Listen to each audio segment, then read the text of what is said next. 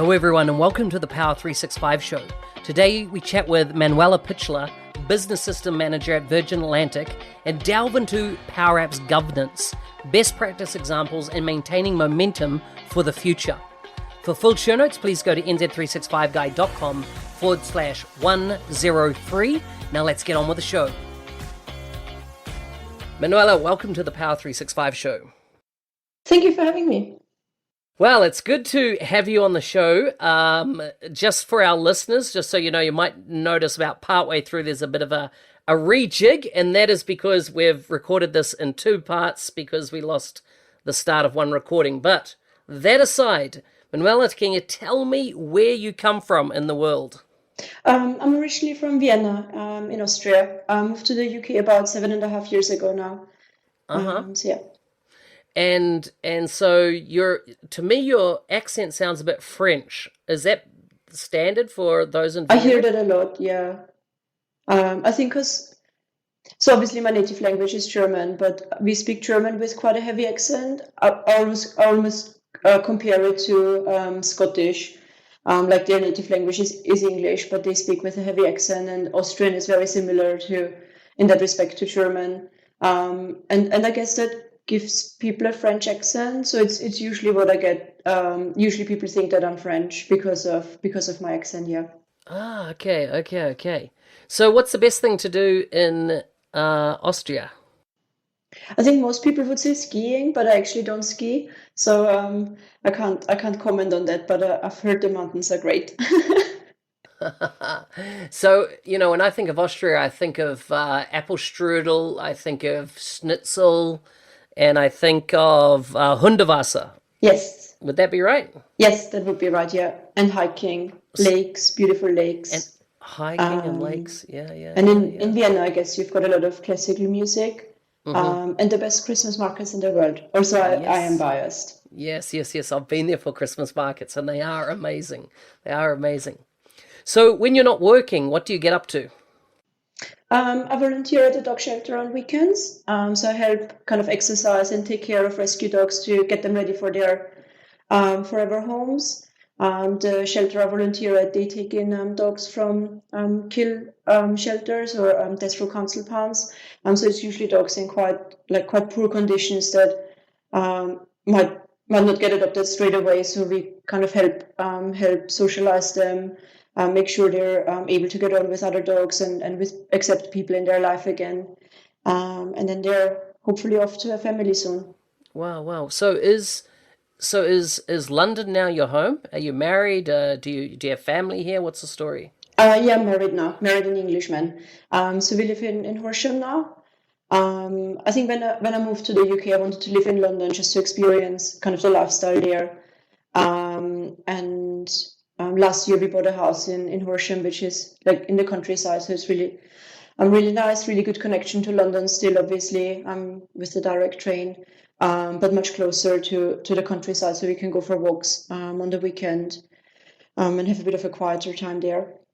So Manuela, what's involved in rolling out PowerApps company-wide? I know that's a key area of responsibility for you. Can you kind of walk me through the journey that you went on to do this? I think it definitely takes kind of that growth mindset. You do get out what you put in, but it is a challenge. I think just because it's quite a new product, and initially you might be drawn to just think about the single app that you want to create, the one that you need right now. But I think it's important to think about the strategy and your return of investment. What your goal for the platform is, what you want to do with it. Do you want just your end users, your citizen developers to use it, or do you want IT pros or kind of your traditional software developers to use PowerApps as well? Why are you going to use PowerApps over kind of traditional software development, or what are the requirements that the business have that you can't solve in your IT department at the moment? And then kind of focus on like areas that you want to address, things like the adoption, the governance, the support, and define tasks for each of these buckets that you want to tackle. So I think it definitely helps having kind of a project plan in place, for an enterprise scale rollout of PowerApps. One of my friends, Andrew Welch from AIS, he's written a white paper on the Power Platform Adoption Framework, and that really addresses the soft skills or the tasks that you should have in place for enterprise-wide rollout, and it contains like guidelines on how to adopt the platform at scale. So I think it's a really good starting point if in your organization you're thinking about it but don't really know where to start. Yeah. So kind of what made you actually, kind of how did the first app happen? How did you head down that path and if you like your discovery? Tell me about your discovery of Power Apps and why you decided to start using it on a larger scale. So I think for me it started with using it myself at first. I'm a traditional developer. I was quite involved in our Office 365 rollout at work and discovered Power Apps through there. And I created quite a simple app with it. And then, to be honest, didn't touch it again for 3 months just to see how that kind of went, how I got on with the change management, how stable the tool was, how the users interacted with it. But it became really apparent that because we're quite heavy Office 365 and SharePoint users, that PowerApps would just increase the amount of solutions that we could provide to our mobile workforce, especially, and how we could serve customers, like internal customers, with this tool. So it then started with my team, which is 8 developers, using PowerApps as well to create solutions. So we kind of put that in place, and we then started the adoption with keen users in the business. So we identified sort of champions, tech-savvy people that we got involved in a learning journey on PowerApps just to see what they can come up with. I guess we then reached a point where, because of my background in IT, I knew that we had to think about the governance and the support as well. So it's quite natural, I guess, to then put in place digital guardrails and a governance framework that our IT operations team would be happy with. So one of the things that a lot of companies have concerns about with Power Apps is that the risk is that anybody can just start creating apps. And, I know that you just mentioned their digital guardrails. You talked about creating support infrastructure for them and governance. So how does that work for you? Also, I think it's all about communication. All the tech in the world can't solve a problem if you don't talk to the people. And I think a lot of everyone that I've met, they just want to solve a problem. They want to make their work better. They want to be more productive, or they want to increase the customer satisfaction or operational efficiency. And a lot of what I would call citizen developers, they don't know about application life cycle management, and they don't have to. So I think it's important to make it as easy as possible for them to follow the path that you want them to follow. But in the end, it's all about just talking to them, informing them, and educating them about what you expect to see in their applications. Kind of provide standards for them, put in place data loss prevention policies so they can't leak data accidentally into systems that you don't want your company data to be connected to. What we've done is we've developed a PowerApps template that follows best practices, and it also includes components and other kind of screens that we like to see in apps. And we've provided so our citizen developers have access to that, so they can base their applications on this template, and they, I think, quite naturally follow the same practices that they see. So if there's naming conventions in the template and we see them adopt them without having to talk about naming conventions, it's just because they see that implemented in the app that they take that on board and continue doing that for going forward. So I think that's really it's really important to make it as easy as possible to adopt the platform. And part of our communication strategy is also to provide learning lunches and show and tell sessions to show other users what's been created with the platform, to avoid duplication of applications, but also to connect various PowerApps users to each other. Okay. So you're kind of like creating a community within your organization Yeah, yeah, around building apps. yeah.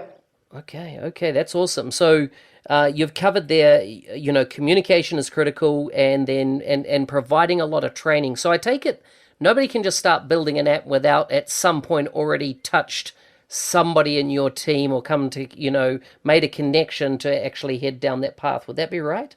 So we would make the connection either before they create an app, by just people knowing about my team and what we do. But the latest point we hit them is after they save the first app. So we've set up a flow that uses the admin connectors, and that sends a welcome email to new PowerApps users. So at the point that they create a new application, they would get an email to say, "Welcome to the community. Here's our standards. Here's where you can come for help. Here's dates for our next drop-in sessions, for example."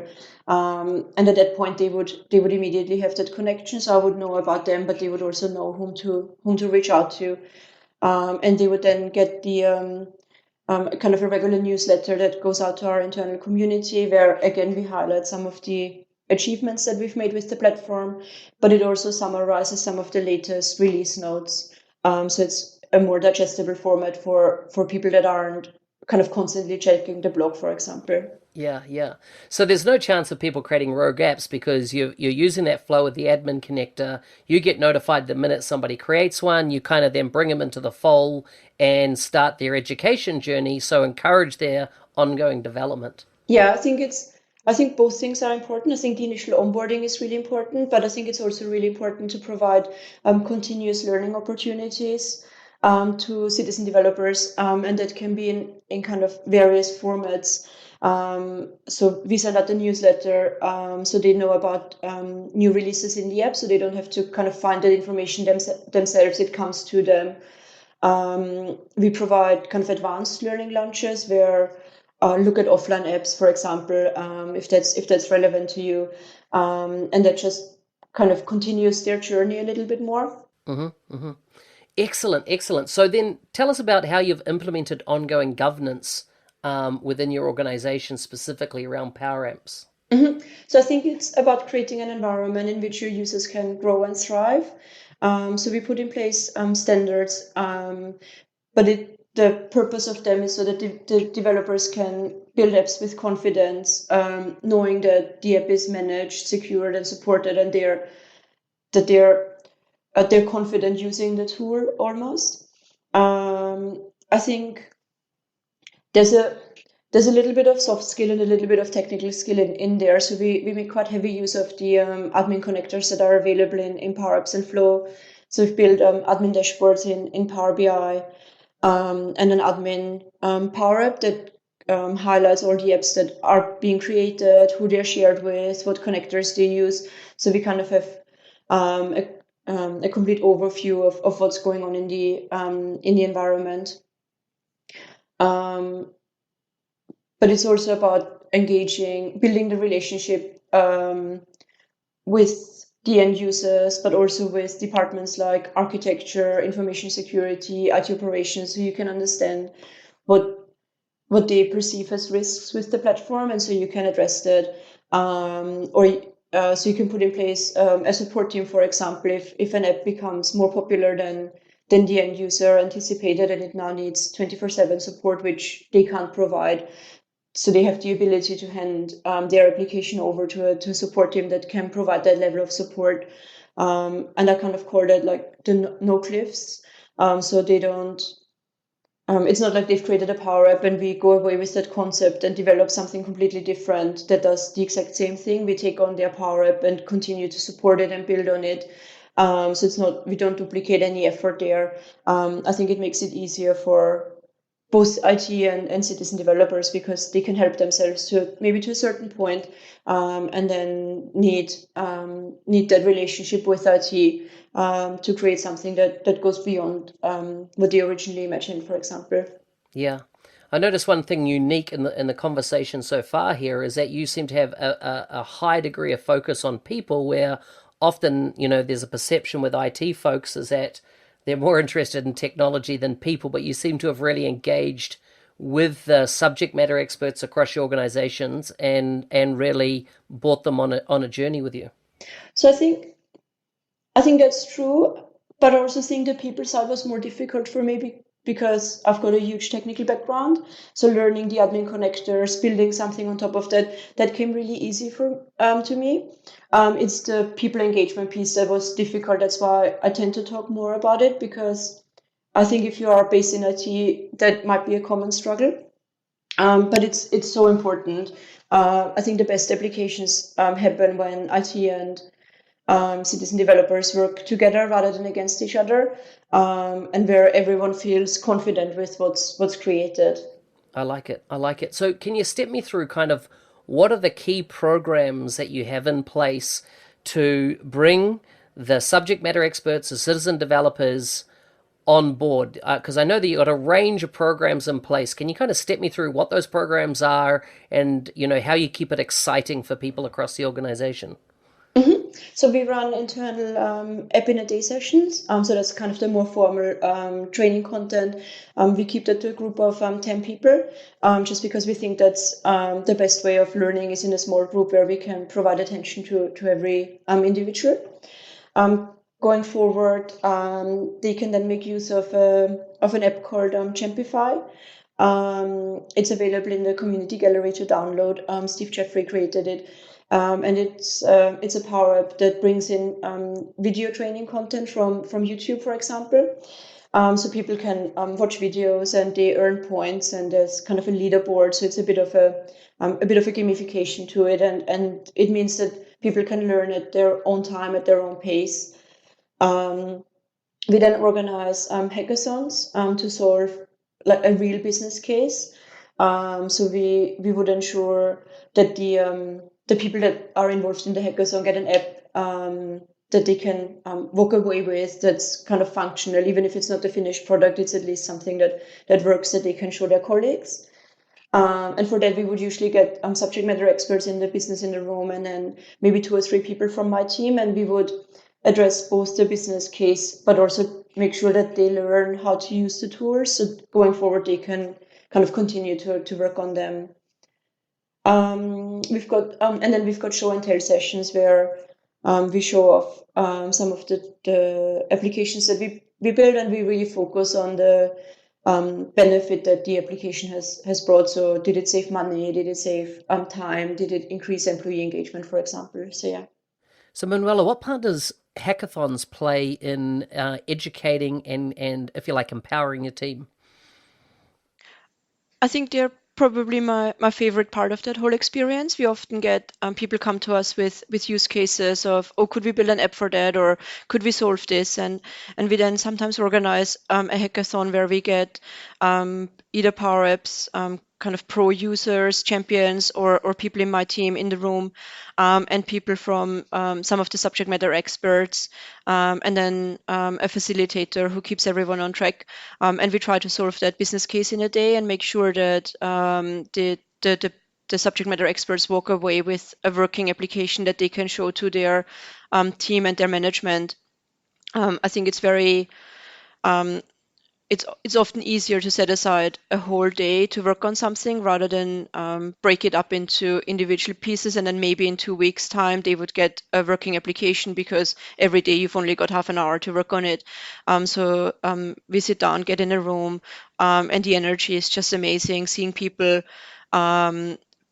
seeing something being created in a day is just brilliant. Very often, kind of we would do the initial development, and during the hackathon, we'd teach the subject matter experts how to use Power Apps, and they would then take the development forward, or they would create kind of their user interface, their desired user interface in Power Apps themselves, just a bit like Power Apps and not just a bit like PowerPoint and not connected to the backend, and we would then figure out how to connect it, and they could then take it forward. I think that that combination works really well. Where if you're quite new to PowerApps, you might be a bit hesitant doing the more complex stuff, but you're absolutely comfortable creating a user interface that you want.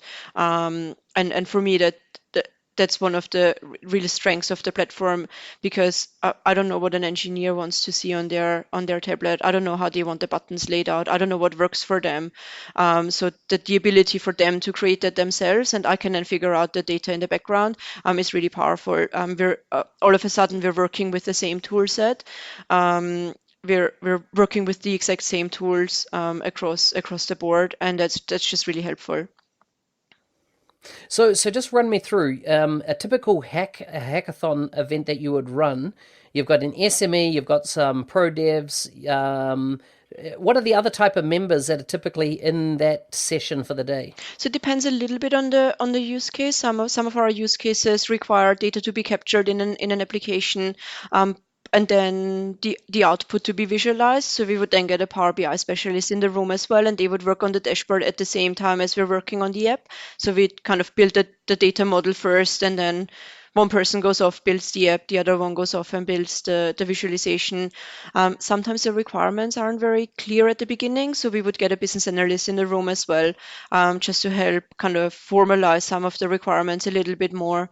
But yeah, it really depends on the use case. So we're often quite flexible there. I think a facilitator helps, because when the app developer is having a moment of, oh God, I don't know how to do this, they can kind of keep Yeah. everyone else in the room busy whilst you're overcoming that hurdle. Sometimes it's important to have a quiet moment where you just figure something out, and don't have everyone's eyes on you. So I think a facilitator is really important there, just to keep the energy going, keep everyone focused on the task, and make sure that, yes, people are focused on that one task and don't come up with a million other ideas that they want to solve.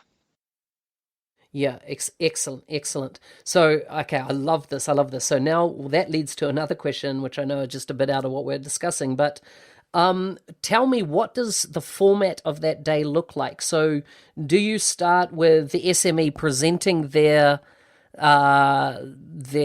challenge or their business a thing that they want to address, and then it's just a pure discussion, or is there any kind of format to moving from business idea to developing your model on how you see that working? So, and then ultimately to how you're going to map that to the database and then create your interfaces and your visualizations.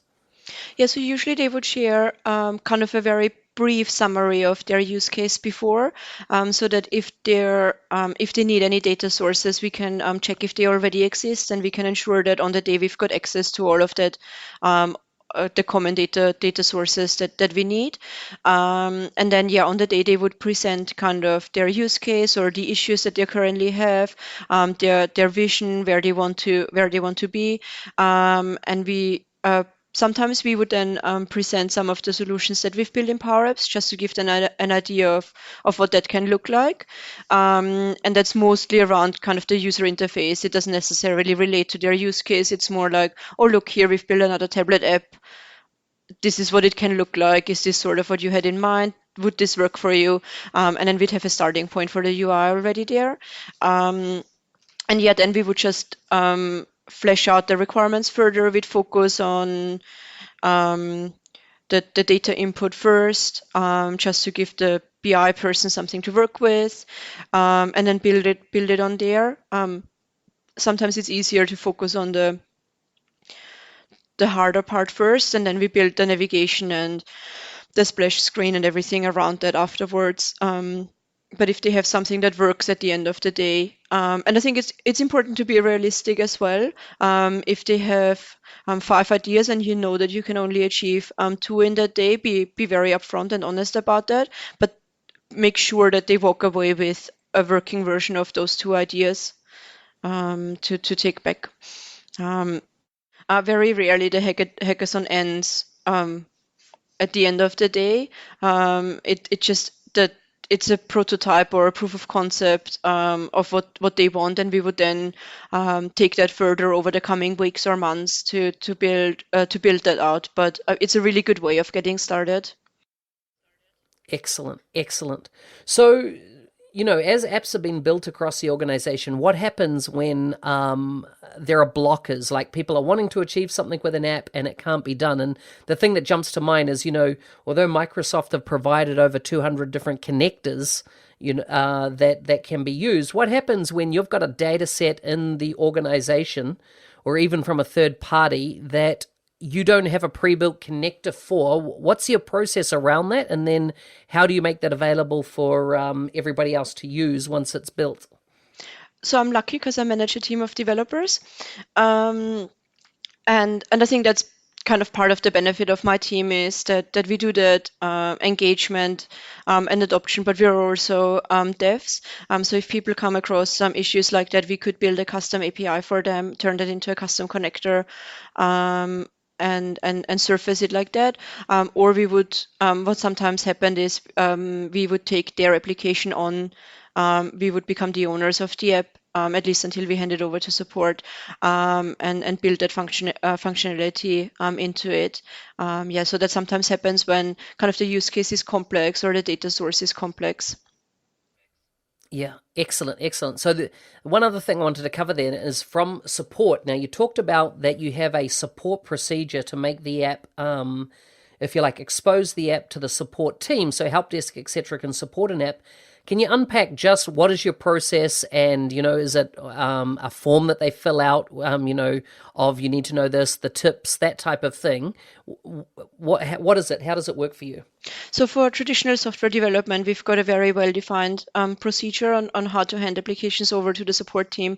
And I think I just took that process and made it work for PowerApps.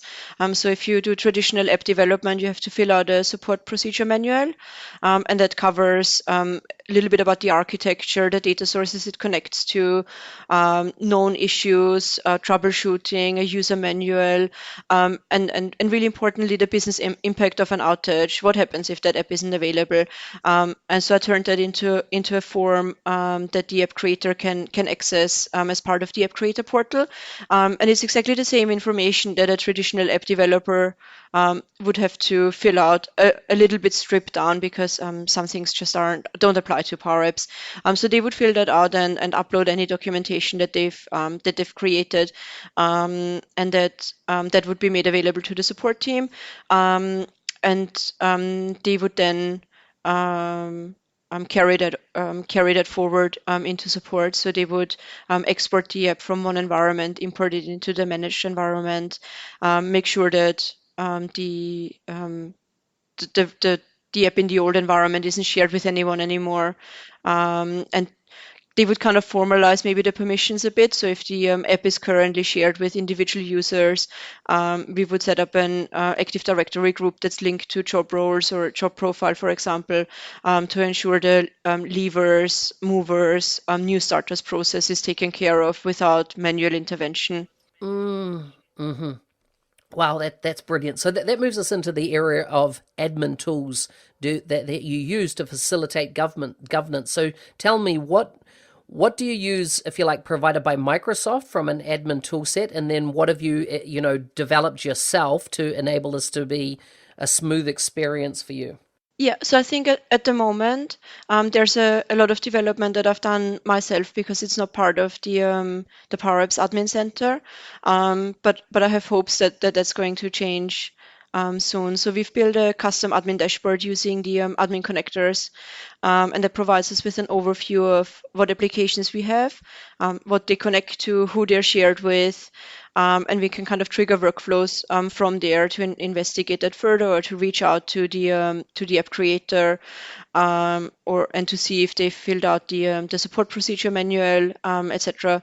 And then we've built the app creator portal, which I've mentioned before, that gives an app owner an overview of the apps and their compliance rating. That's a traffic light system, and it checks, does the app have a secondary owner? Has it been published in the past 60 days? And do they have the support procedure manual filled out? If all of these are done, they would get a green light, and if one of them is not done, they would get an amber light, and so forth.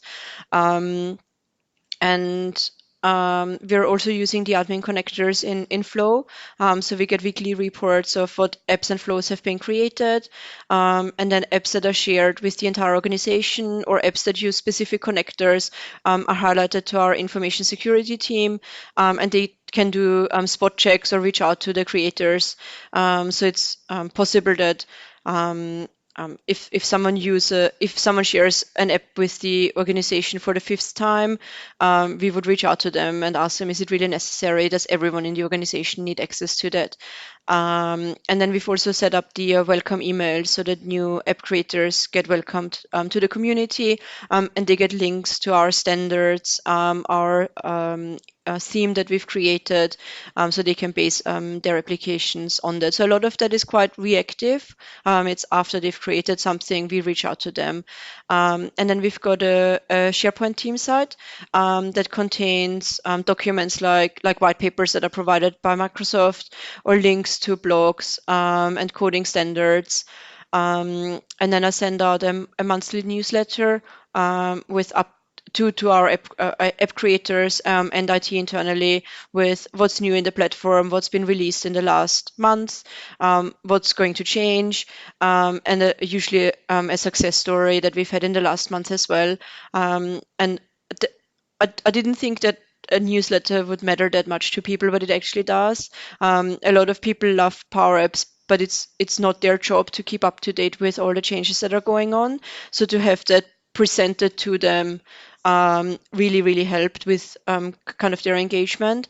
And I think beyond kind of the app in a day and the learning lunches, is really important to provide kind of that continuous training to your app creators, so they don't feel like they're left alone now they've had app in a day. So we've launched Champify, which is available on the community gallery to download. Steve Jeffrey has created that, and it allows people to view training content and earn points. And we've got a little bit of a kind of a leadership leaderboard going on there. Okay. Now, one thing that you've said at least 3 to 4 times through this call is the word community. Yes. And you're obviously talking about a community that you've developed inside your Internally, organization, yeah. although I know that you're massively part of the greater global community in this area. So tell me about what are the things, you've touched on a few of them, but first of all, tell me the importance of creating the sense of community within your organization. I think it just creates an environment in which your users can grow and thrive, and they know that they're not alone. I think when I started using Power Apps and I wasn't part of the wider community, I felt quite lonely, and I didn't know what resources there were out there. I didn't know whom to reach out to. And a lot of citizen developers, they might not feel comfortable reaching out externally because they consider themselves as beginners. They think that their questions aren't valid. They see some of these YouTube videos that are created are really complex, and they're like, well, my question is really simple compared to that. So I think it's really important to create a really healthy environment where every question is welcome, and where people can rely on each other, and they as you find in companies, a lot of the use cases are really similar, even if they're across the department, because the goal or the strategy of the company is the same. So it's important to kind of connect those citizen developers to each other, so they can learn from each other, and they can discuss their applications with each other. So yeah, I think it's massively important to build that internal community. Do you have a special name for them? We just call them the champions. So no, not Champions, not really a special name, no. Yeah. Okay. Excellent. So, as in PowerApps champions, or just the champions? Do you tie it to a product, or do you just is it more about within your company? Is the idea? It's more. So we've got Office 365 champions as well, and Power BI champions. So it's more the name that we've not very creatively given to our super users. Yeah, sounds awesome. Okay, so this has been interesting. We've gone through this journey of understanding what you're doing from an administrative perspective, how you evangelize and build out the teams, and then how do you create the community around them. What part or what role does management play in all this? I think it's really important that on each level you have the management buy-in. I think for the citizen developer, they're doing something that's very likely not in their job profile or in their objectives. And they initially have to set aside a lot of time for learning. They will spend hours on YouTube or attending app in a day. And it's really important that their manager is supportive and makes this learning part of their personal development plan and celebrates that success. Otherwise, they might give up and go back to filling out that paper form that they wanted to write an app for. So it's really important to have that encouragement. And if you provide training to them, it's important to talk to their manager and tell them, this is what we're doing, this is why we're doing it. It will really be beneficial. But they have to invest some time initially. And then within IT, it's just as important, especially in what's kind of traditionally enterprise architecture, ops management, areas that might ignore a no-code or low-code solution. The rollout of governance and compliance and true enterprise adoption can only happen if they're bought into the story. Yeah. So do you specifically then run sessions for management, or are you just tackling management on a one-to-one, level based on an opportunity comes up for you to build something, you see team members report to a specific manager and you engage that manager, or do you have more of a, perhaps a few managers above that's kind of said, hey, as an organization, we can see the long-term benefit of where we're going here, and therefore, expect this? So within IT, I have I organize sessions to talk about governance and compliance and why that's important and why we should consider enterprise management for PowerApps and not just look at it as a tool that maybe solves a single use case. On a For the kind of the managers of the citizen developers, it's usually a one-to-one basis. It's not really been an issue before, but I think it's just important to highlight that you need their buy-in. Yeah, totally. So how do you model best practice across the organization? I always think it's better if people can touch and use something rather than doing a presentation. So I've created a few PowerApps templates that I've distributed to our app creators that incorporate what I consider best practices. And basically the instruction on the first screen of the app says, click Save As whenever you create a new app. It includes some components and kind of frequently used screens, things like multi-step navigation across a form, our color theme, corporate colors, corporate font, and it gives them a starting point, so they don't have to start from scratch every time. So it's really useful for them and they want to use it. But it also includes kind of naming conventions, how we structure screens, etc. So they would automatically copy what's been done in the template because they don't want to break how it looks, especially kind of in terms of naming convention. If they see something named text name, they would then continue to name their text boxes like that just because they've seen it done. So I always think that's better than just preparing a presentation where it's like, oh, you should name text boxes this and you should name labels like this. So good. So if there's people listening and they're thinking of, doing what you've done and really establishing a COE within their organization, a core, that are going to start seeing how many different paper-based processes, etc., that can be migrated across to PowerApps, Flow, Power BI, and the Common Data Service. What's your success plan recommendation to them? How do they do it successfully? Ultimately, what it boils down to is building those relationships, building trust and communication. I think for me, as someone who's always been a developer, who's always been in technology, the technology part was easy to learn and easy to embrace. It was more difficult to learn about building those relationships, reaching out to people, and building that relationship. I think very often you'll find that business departments are alienated by IT. They don't feel like they understand what's going on there. It's this kind of thing that just exists, and it's really important breaking down those barriers and building bridges, making sure they feel like they can trust you, and you work together on the same goal. And on the same note, I think it's really important to be open and transparent about what you can and can't support, what isn't available. Don't like lie to them, I guess. Yeah, very important. Excellent, excellent. Well, we've used up our time today. It's gone very quickly, and it's been a very interesting conversation. I'm looking forward to that white paper that you're working on with Andrew coming out. Do let us know as soon as it's available, and we'll try and get it into the podcast show notes so people can have a read. But I always like to end with a few quickfire questions, and so here they are for you. What are you currently learning yourself? Macrame and Cosmos DB. Okay, tell me, did you say macrame? Yes. As in with needles? Yeah, the thing with the thread and Yeah. Yeah. And did you say the other one was Cosmos DB? Yes. Okay, what are you learning around Cosmos DB? Notice I didn't go for macrame because I don't know anything about it, but tell me about Cosmos DB. What are you learning there? So we're kind of exploring that as a data store at the moment, and I don't have a lot of knowledge about it. So just learning how to connect to it from Flow and PowerApps at the moment, but also what is this thing? How is data stored in there? What do partitions mean? How do you query it? How much does it cost? Things like that. Yeah, and it's interesting that, in the last couple of months, Microsoft have moved a lot of the, what was traditionally Azure SQL data in CDS into Cosmos DB. So, very positive. What is one thing that annoys you the most? Animal cruelty. Fair.